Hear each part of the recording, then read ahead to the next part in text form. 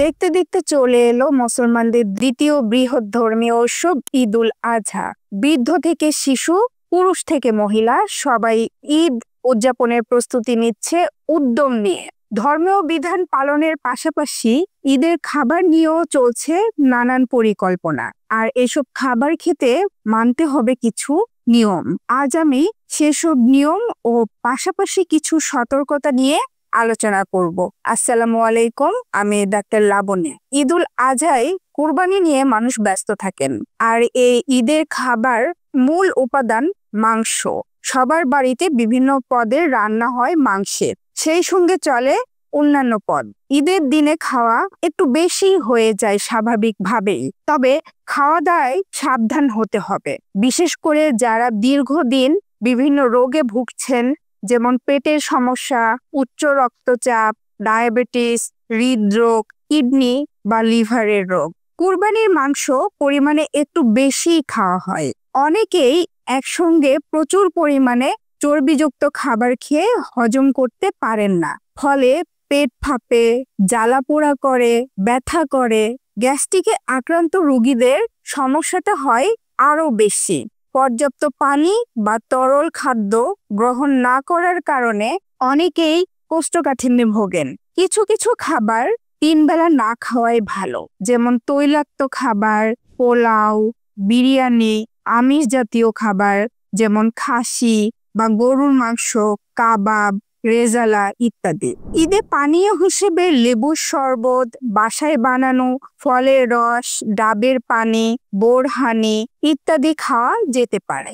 Stroke ও হৃদরোগে আক্রান্ত রোগীরা তৈলাক্ত মাংস কমিয়ে খাবেন। খাওয়া দাওয়ার ব্যাপারে যে ধরনের নিয়ম কানুন তারা সারা বছর পালন করে, ঈদের সময়ও সেভাবে চলা উচিত। কুরবানির মাংস একটু একটু বেশি খেলে শরীরে যে খুব ক্ষতি হয়ে যাবে তা না, তবে সতর্কতা অবলম্বন করা উচিত। যাদের ওজন বেশি তাদের অবশ্যই ঈদের সময় অতিরিক্ত খাওয়া পরিহার করতে হবে।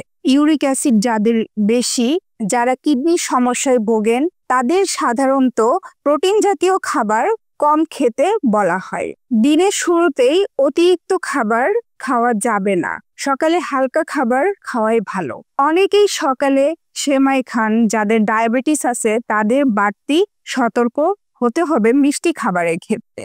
যাদের বয়স কম এবং শারীরিক কোনো সমস্যা নেই, তারা নিজের পছন্দ মতো সবই খেতে পারেন। হজমেও তাদের কোনো সমস্যা হয় না, শুধু অতিরিক্ত না হলেই হলো। বিশেষ করে চর্বি জাতীয় খাবার বেশি মাংস খেলে কোষ্ঠকাঠিন্যের সমস্যা বেড়ে যায়।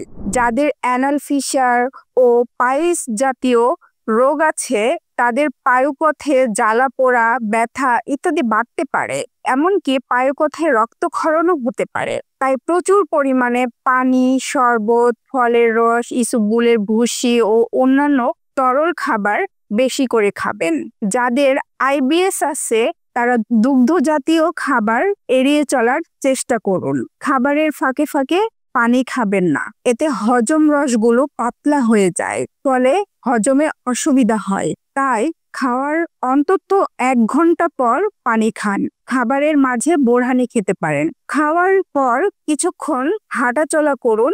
রাতের খাবার খেয়ে ঘুমিয়ে পড়বেন না, খাওয়ার অন্তত 2 ঘন্টা পরে বিছানায় যাবেন। ঈদুল আজহার আনন্দ আপনাদের সবার জীবনে বয়ে আনুক অনাবিল সুখ, সমৃদ্ধি ও শান্তি। সেই প্রত্যাশায় আল্লাহ হাফেজ।